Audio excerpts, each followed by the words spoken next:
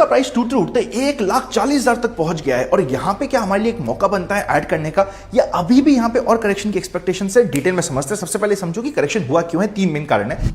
अनंत लाढ़ा जैसे इन्फ्लुएंसर्स कह रहे हैं कि गोल्ड अपने सपोर्ट जोन पे आया है, इसलिए खरीदिए।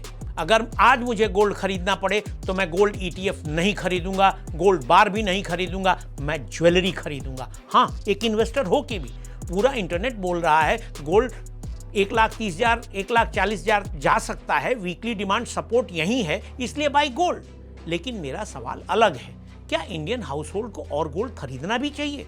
मेरे हिसाब से नहीं।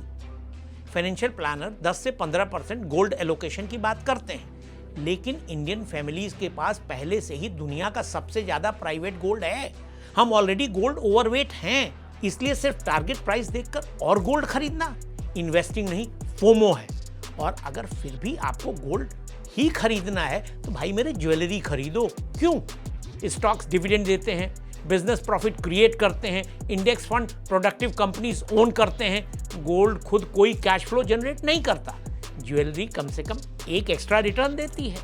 यूटिलिटी का रिटर्न, शादी में पहनो, फेस्टिवल में पहनो, फैमिली हेयरलूम बनाओ। फाइनेंशियल रिटर्न के साथ इमोशनल रिटर्न भी मिलता है। अरे भाई, आपकी बीवी भी खुश, बेटी भी खुश, माँ भी खुश, बहू भी खुश, और अगर लेडीज खुद खरीद रही हैं तो वो खुद भी खुश। फाइनेंशियल रिटर्न के साथ इमोशनल रिटर्न भी मिलता है।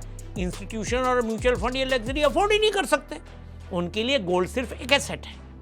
हमारे लिए गोल्ड एक एसेट भी है और कंजम्पशन भी। गोल्ड का सवाल प्राइस का नहीं, एलोकेशन का है। और अगर एलोकेशन ऑलरेडी हाई है तो नए पैसे को प्रोडक्टिव एसेट में लगाइए, सिर्फ हेडलाइंस को फॉलो मत करिए।